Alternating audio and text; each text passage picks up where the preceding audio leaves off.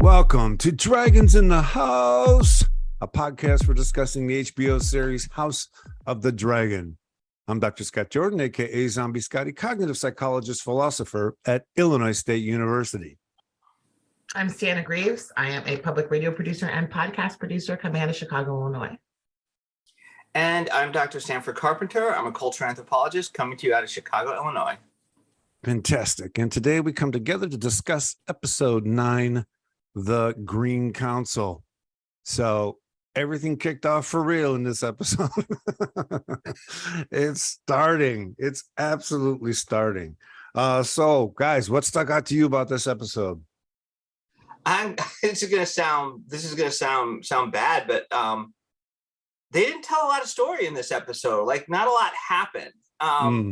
I still loved it. I love the story, but I think that what was interesting was seeing the story stretched out and seeing a much more slower, deliberate pace, even down to the music, right? Mm-hmm. And I love that attention. I love that attention to detail as well. Mm-hmm. We essentially spent an entire episode with death notification. Looking for Aegon. With death notifications and a little bit of plotting around it. Right? Yeah. I have to admit, the scene where Alicent discovers that Otto's been plotting with the lords of the land for a long time to put, Aegon on the throne. I could have taken another 10 minutes of that, right? I could have taken another 10 minutes of them telling us or showing us somehow what this scheme is, how it came to be. The search for Aegon was fun, and they got to introduce us to some new places. But I was more interested in, okay, what's actually been going on and who's been conniving with whom. Yeah, I agree. This was the performances really stood out to me, the good ones and the bad ones. We're at this critical point in our story where I feel some characters / actors have kind of been coasting. The scene where we have the small council laying out their plans for the green ascension to the throne, and we see Sir Kirsten Cole kill Lord Beesbury. He is confronted by Sir Harold. Ooh, it wasn't great. Wasn't great. The fact that we've had this 10-year time jump, maybe more. He looks exactly the same. Yeah, you're right. He hasn't aged at all. There's no gray in that hair at all. There's no maturity either. He hasn't matured as a character at all. Right. No. And it looked almost comical, like just almost a child in a suit that was too big for him. Like of emotion and temper tantrum. It just didn't fit in the gravity of the scene. So I'm not going to disagree with you at all because, that's a writing thing. I don't know if Martin wrote him that way, but to see someone hold that kind of grudge and have it become who they are, I'm not going to say it doesn't happen in the world, but you're right because what it does is it forces the Lord Commander into a spot where he eventually says, I'm not going to be part of this. Right.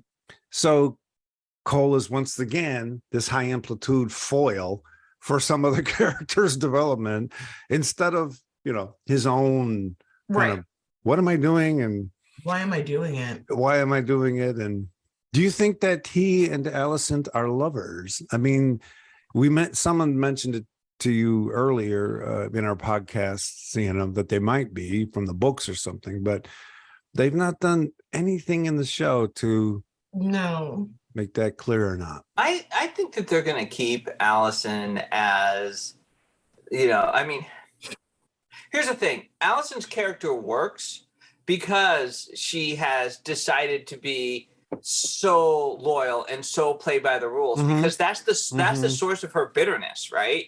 Right. She's bitter because she doesn't break the rules, and she's bitter and petty, right? Because she's like, well, so and so broke the rules and I didn't, right? That seems to be her through line. Yep.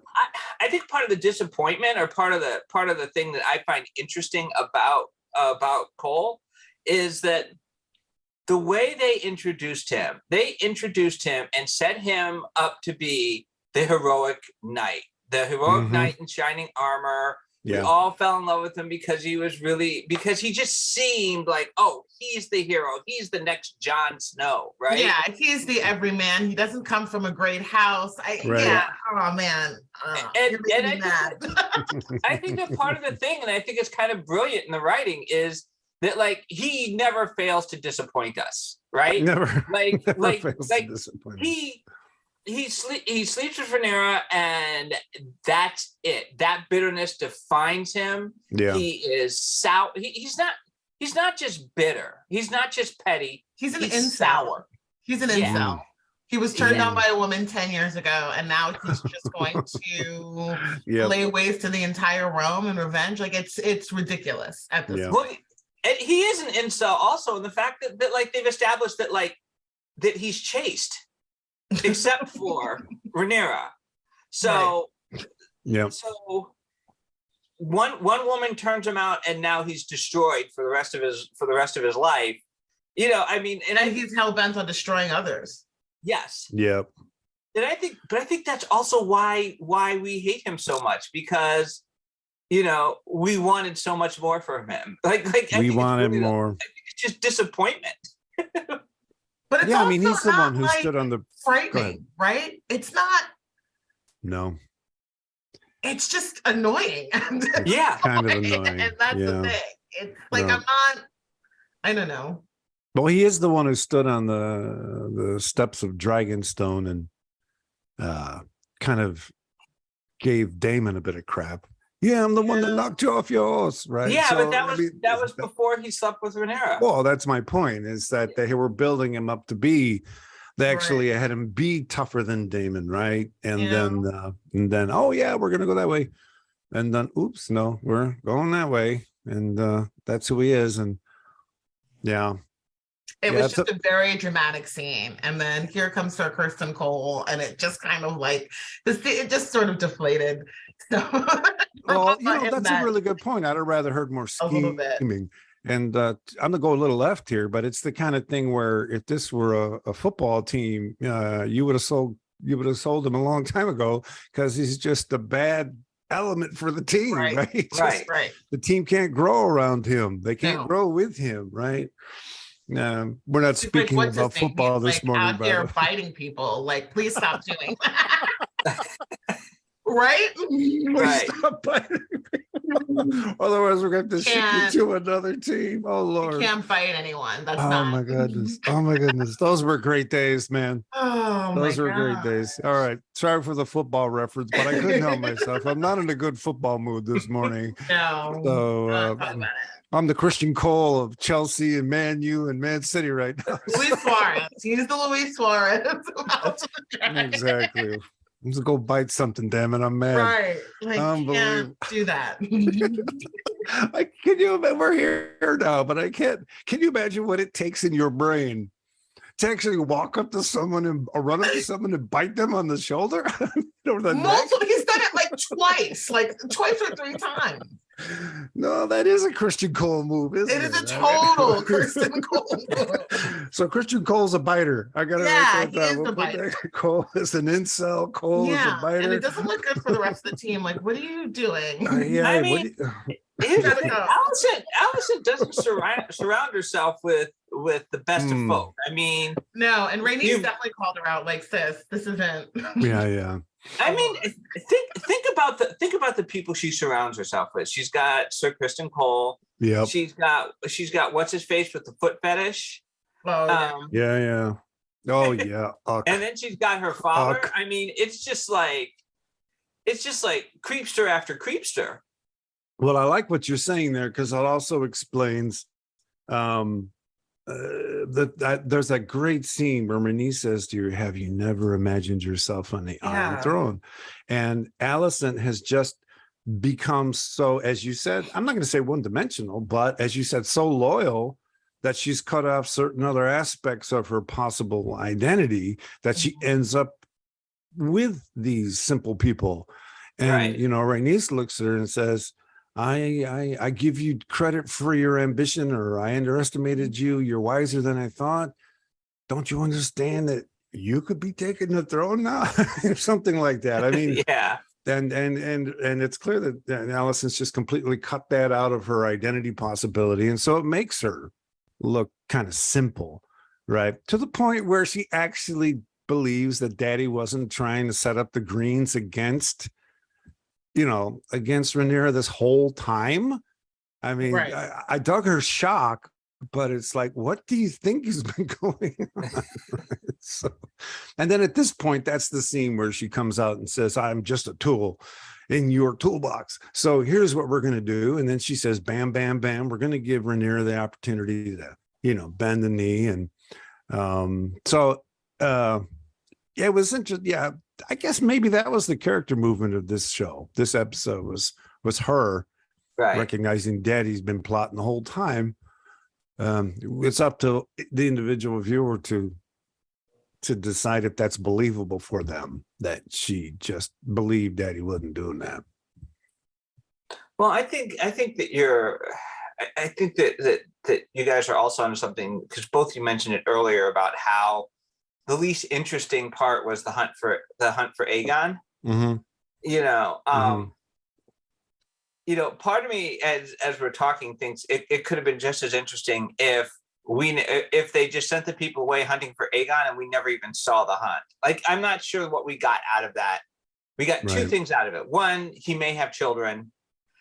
Right, a bastard. Yeah. Exactly, yeah. And two, the way they treat the children in Flea Bottom ain't cool, right? Like, but we didn't really get much else out of it. I mean, we see the return of Daemon's ex as the White Worm. Mm-hmm. But I felt like all of that could have been done in like one scene that takes up like 5 minutes in this. I watched it. I'm going along with it. And then when she makes her plea to Hightower to get rid of the child fighting pits, and that's her payment for what she's done or something like that. I mean, that's fine. And I have to assume that that's going to pay narrative dividends in the finale somehow. Otherwise, felt like we were put on a scavenger hunt. Right. And we all know those child fighting pits aren't going anywhere, right? Yeah. Like, I was like, sure, whatever. I'll look into it, baby. No problem. Well, they're going to get rid of the child fighting pits, and they're going to be, but they're going to be replaced by very, very young adult fighting pits. Right. Or maybe those are writing it down like, this is good. No, yeah, I'll definitely bring it. We'll recruit them and we'll turn them into the spiders, right? I mean, in the end, that may be what they're doing. Let's move on to the character that I think they've slowly been building as sort of a season hero, if you like, and that's Rhaenys. Right. I mean, in the last episode, when Rhaenyra came at her and said, I need you to help me. They're going to take me. And she goes, and Rhaenys says, look, the Hightowers are going to land their first blow today. They're going to put you on your knees and I have to stand alone. And then what does she do? She backs Rhaenyra's claim because she says, oh, and by the way, we're marrying our kids. We're marrying these kids together, right? Mm-hmm. So she's kind of playing her Game of Thrones, taking advantage of the opportunities like a good halfback, knowing where the holes are and moving through them quickly. And she found another one this week. And she really is, I don't want to use the word wild card, but she's not Christian Cole, right? She's making real moves that are having a profound impact on what happens next. So what do you guys think of her this episode? I loved her. She's great. Yeah, she is. She's just, she really should have been queen. Yeah. Snap. Yeah. The queen that never was. Sorry. I think the very ending where she burst through with her dragon, I kind of needed more of an explanation as to why she didn't just wipe them all out. Snap. I tell you what, kill those 20 people, or well, plus the 100 civilians she killed breaking through the floor. But I mean, kill those 20 people and there is no Targaryen revolution, right? There's no Targaryen civil war, excuse me, right? So yeah, that was an interesting moment. Why do you think she didn't? She's not a murderer. She's not a cold-blooded murderer. Fair enough. And neither is Alicent, right? So these are the two fatal errors that were made in this episode. And as we know, in the world of Westerosi politics, the worst thing that you could possibly have is a moral center. That's the worst. It makes you maximally vulnerable. Essentially. You get played. I mean, you're absolutely right, though. I mean, Otto's plot was obvious, but we act like Alicent didn't know it. And the only way she didn't know it is because she's committed to some moral code, right? And made moral assumptions about her father that everybody else saw as kind of ill-founded. You're absolutely right. And then again, we had Rhaenys doing the same thing. I think I'll say some of the characters and performances that really stood out for this episode. Tom Flynn Carney as Aegon Targaryen was just fantastic. He's suddenly like the most interesting person in the entire show. What a performance. Yeah, I agree. From this very reluctant king to you just see this transformation and how he starts feeding off of the crowd and the mob mentality. I mean, Aegon always sort of lurked in the shadows up until this point, right? Yes. He was always in some corner, pissed drunk. Yes. Or, you know, hiding out in Flea Bottom or whatever, pretty much just totally disinterested. Yeah. In the prospect of becoming king. And I mean, he really just, that scene gave me chills. And they started that in the carriage when Alicent shows him the dagger with the Song of Fire and Ice. And he goes, "Mother, don't toy with me." Right. I mean, so it starts right there where it starts to break through. And then you're right. The way he acted that ascension, that truly was an ascension, right? A psychological ascension was stunning. And I think what juxtaposing that against Rhaenys showing up with a dragon that could have ended that euphoria just like that, right? That was kind of what they do in the Game of Thrones, right? It bounce you from one emotional high to another, and I thought that was well executed. I also really liked Sir Eric and Sir Eric, and just seeing how that house sort of split. Yes, you know, it did over the course of an afternoon from, you know, helping Aegon. I think it was Sir Eric who was helping Aegon get to Lord Hightower, and then we had Sir Eric helping Rhaenys escape. So love it. I think they'll be playing an important role in our story moving forward. Yeah. And we'll see a lot more of that, I'm sure, throughout the realm of families, you know, being divided. Oh yeah. Yes, absolutely.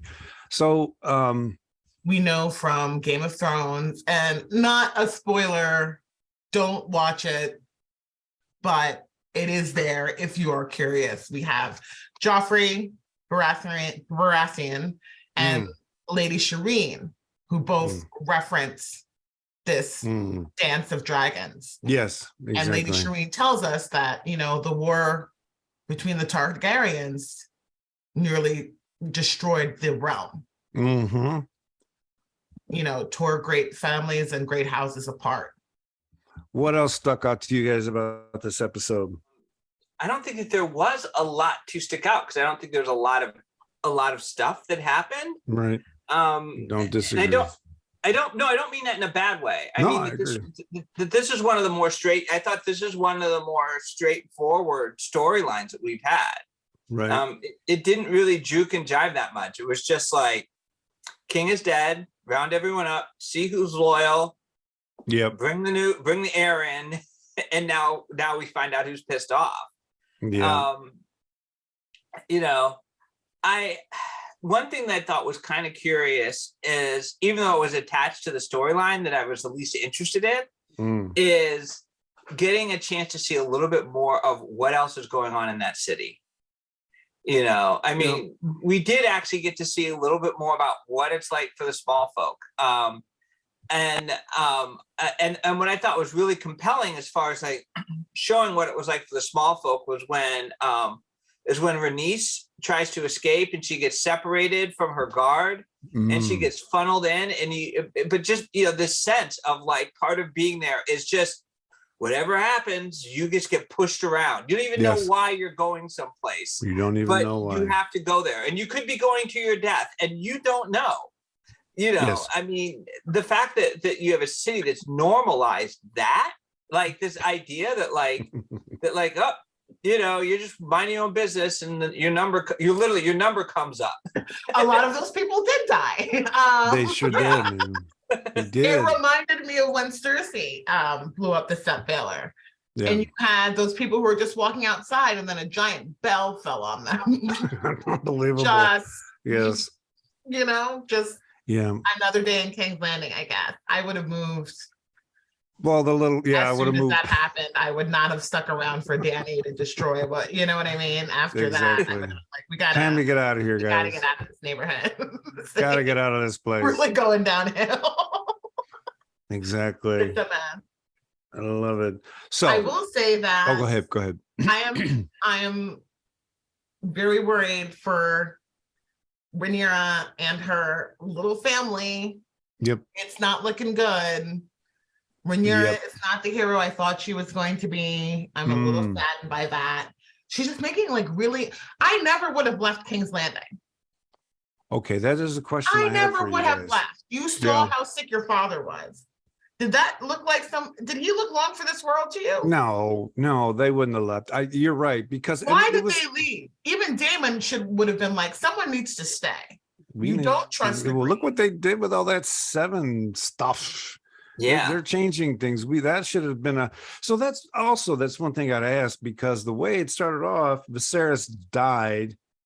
In other words, this is one of the first episodes where there wasn't a time jump, right? They open up with him dying that night, someone finding out that morning, and Daemon and Rhaenyra are already gone. Well, she leaves, and Allison actually says, you just got here, you should stay. Rhaenyra says, let me take my kids home. I'll return on Dragonback. Why on earth would you leave when you know what's at stake? Well, so they left. So my understanding, and you guys can square me away, my understanding of the events of the last episode was that they had that dinner, and the Viserys died in bed that night.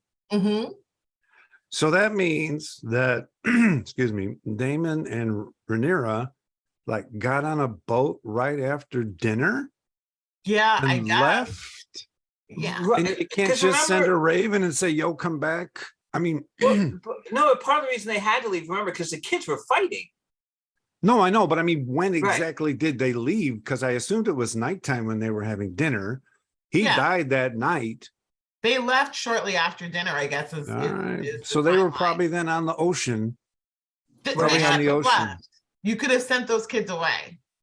Yeah. But they should not have left King's Landing. That party should have stayed. Yeah, It does not make any sense. That's a writing choice, right? To let all that Green Council stuff happen. It just felt odd to me. Like there's a weird thing in the time, because wait a minute. How they got to make their way down to the dock, they got to get on the boat, they got to get the boat out into the, I mean, that's not something you can do like jumping in your car. I mean, that takes hours. And so I was a little surprised that they must have been on the ocean already when he died. And okay, and then fair enough. I'll go with that. I needed to do that though. Make any sense to me? I don't know why. Yeah. Daemon had spies. Yeah. In I King's don't know. Landing. Yeah. It just, there are people in the Kingsguard, as we heard in the small council, who are still loyal to Daemon. Yes. Yeah. How they are not aware that the Greens are coming, how they are not aware that Viserys has died, and how they didn't have the foresight when they see how Viserys is basically dying. Yeah, no, you're And right. you know what I mean? Yeah. Why would you leave King's Landing? Why So would that you?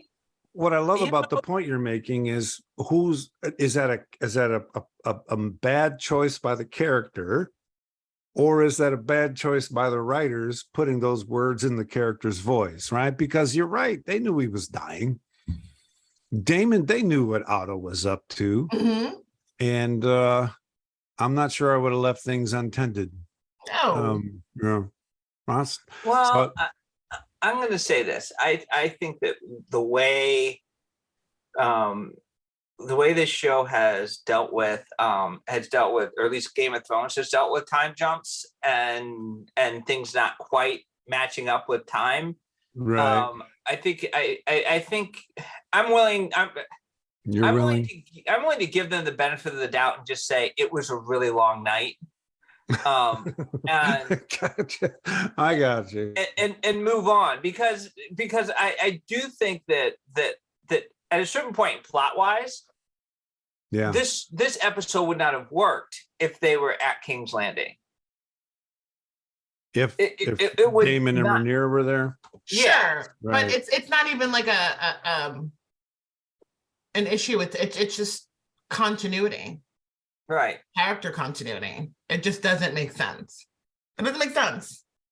I'm not sure if I've been kind of back and forth with how they've been writing Damon this year. Is he very, very clever or? Well, I think Not. they've done a lot of work to make him look disaffected, just not emotionally connected to the whole machinations of the court. He just wants his power. Because there's been times when he's dipped out or laughed when you would think it'd be inappropriate to laugh. But there's also the moment where he and Rhaenyra show up in the last episode and they meet Allison for the first time and he's sitting in a chair and Allison is saying, we had to give the king, his pain was so bad. And, Damon kind of says, yeah, right. That's why you got to give him milk with a poppy. So he's politically astute, but he's also disaffected. He just doesn't want to seem like he plays the game 100%. He finds a way to get into the moment and do that, and then a moment to do that, and then a moment to do that. But he doesn't seem like he's vested in the whole game. I don't know. That's the vibe, Right. I think, that I've gotten from how they've written him. And I wonder if in the end that'll be his demise, right? I'd hate to see that character go, but we'll see. Well, I think this has also always been an issue with this particular series, which was also an issue in Game of Thrones, is that oftentimes it's not clear whose perspective the story is being told from. Because I think that Damon as a character is very different depending on whose perspective you're telling the story from. Yes. And because we have yet to, I don't think we've had an episode that's really told from his perspective. So we're really seeing Damon filtered through someone else's emotions, and we're seeing somebody who is in Damon. We have a character that's inherently quixotic, and I think but I think his character would make a lot more sense if we just had more time to sit with the character and see that and look at the story from his perspective, but we're not. Well, the interesting thing about Fire and Blood is that the actual book is written. Our narrator is Maester what is his name? Archmaester Gildane. And like Game of Thrones, I don't know, part of the whole lore of this world is that is the unreliable narrator, right? Yes. And which makes it just part of the mystery of the story. So I think you guys are absolutely right. And I think that was a straightforward strategy on the part of Martin. It's very difficult to write a story with all these characters that doesn't feel like it's coming from someone's perspective. Mhm. And that, if you can handle it as a writer, that challenges you to actually give every character their own voice. And that's, I call that Coen brother bubbles, right? The Coen brothers are very good at letting characters speak for themselves. There's a scene in Fargo where Buscemi brings the ransom money, or the Buscemi goes to pick up the ransom money from the father, and the father's got his own silly world of, he pulls out a gun, and Buscemi says, "What? You pull out a gun?" And he just pulls out a gun and shoots him. I mean, the people that their narratives don't match because they're living in their own bubbles. Right. I think, and everybody in Westeros is their own they're in motivation. their own bubble, and exactly. And so yeah. So I got some viewer feedback that is a correction to a claim I made when we did our podcast on the episode Driftmark.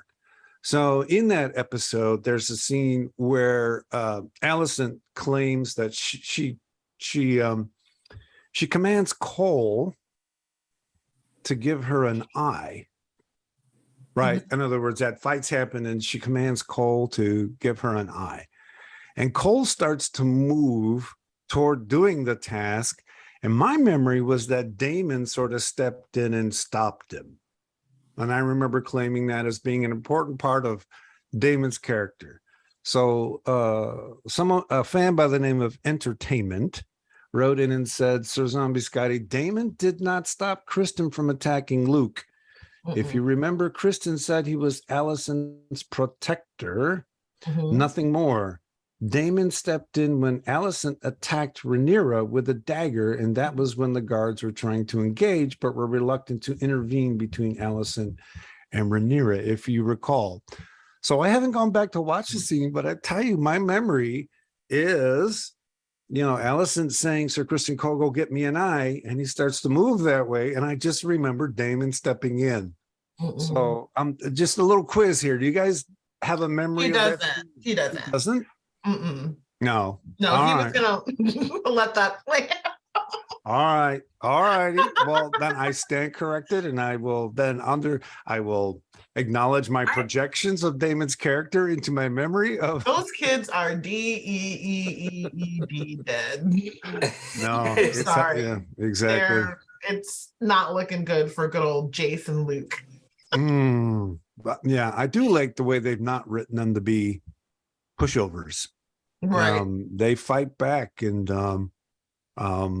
so I wouldn't mind seeing struggles between them and particularly Aemond in another season, but we'll see. Stanford, you were going to say something. Yeah, I honestly don't have a strong memory of who was doing what. I got the impression that Damon was going to step in, but I don't remember him pushing anyone back. No, that's okay. Yeah. So again, like I said, I'll fess up. Maybe that's what I wanted Damon to do. And I projected it in my memory of the scene. I think it might have been Sir Harold or Viserys who were like, whoa. There we go. We're not. Yeah. Well, thank you, Entertainment, for writing in. And, I'll eat my humble pie, eat my crow, according to dictates. Any final things you guys want to say about this penultimate episode? All right, then. Stay out of the sept. Weddings, there's no reason for you to ever gather at the sept or anything. Just one of these days, they just landing. One of these days, they got to give us a back scene episode of people cleaning up all that destruction the dragon generated, right? I mean, it's going to take a long time to clean up and fix, and that's the lives of a lot of people. Here's a question I have for everybody, and it's something I kind of missed. Is there's this one scene where they set one of the buildings on fire? Yeah. Who was in that building? I don't know. And I watched it the second time. Is it one of the servants' houses? We think it was. I think so. Maybe a viewer of this podcast will write in and let us know. Yeah, maybe entertainment needs to come in and help us as opposed to critique us. So no, I got no problem with it. I got no problem with entertainment writing in and say, "Sir Numbers, got to get your act together," because but I also have no problem with projecting. I have no problem with the fact that I experienced it a certain way. That's the beauty of being a consumer of entertainment, right? You just experience it as you experience it. All right, then. So, Cianna, where can people find you on social media? You can find me on Twitter at CC Greaves, CICIGREAVES. Fantastic. You, Stanford? you can find me on Facebook and Twitter at SW Carpenter. Fantastic. You can find all episodes of Dragons in the House on YouTube at the Dark Loops Productions channel. If you want to write in, tell us how we got it right, or as in the case of entertainment, tell us how we got it wrong. Do so on this YouTube page or send an email to darkloopsproductions@gmail.com, and we'll be sure to discuss/argue about it at the end of our next discussion. So there it is, from all of us to all of you. Big hugs, and remember, all men must die. Bye. Bye-bye.